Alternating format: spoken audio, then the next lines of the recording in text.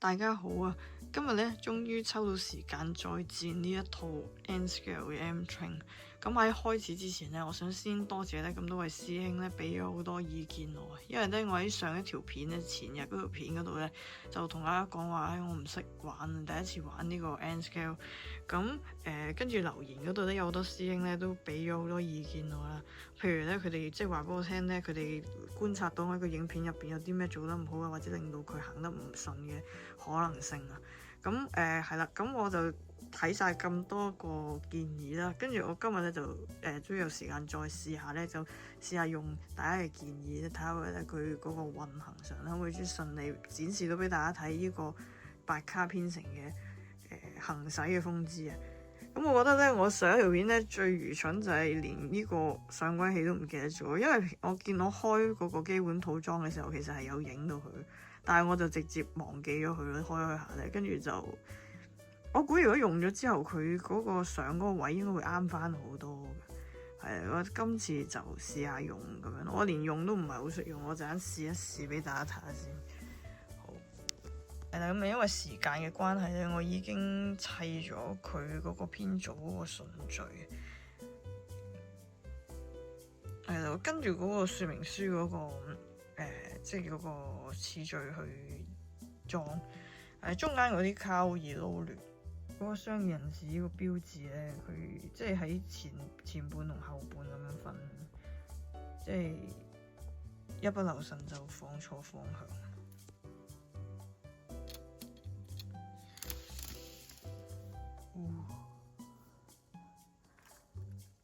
呢個162，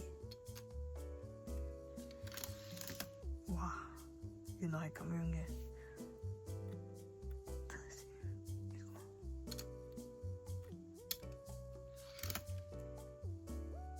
好開心啊！咁頭先咧採納咗咁多位師兄嘅意見咧，用咗呢一個嘅上軌器上咗啲車卡落個路軌嗰度咧，真係順好多，同我前日喺度自己亂咁整嗰個感覺爭好遠。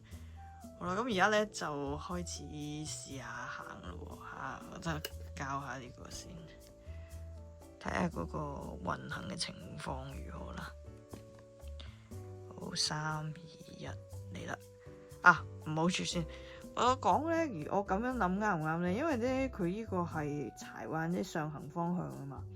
咁我應該係用呢個 A162做車頭咯，係嘛？我咁樣諗係正唔正確咧？因為我見佢係上行方向，咁應該行呢邊係像真啲啩。好，咁我哋嚟咯喎，3、2、1，唔係呢度邊度？睇下先。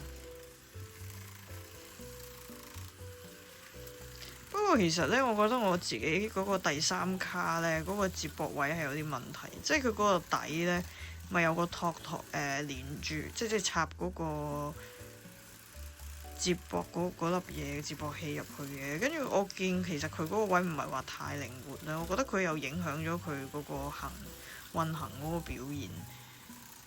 但我哋見到都唔算話太順，不過已經好咗好多。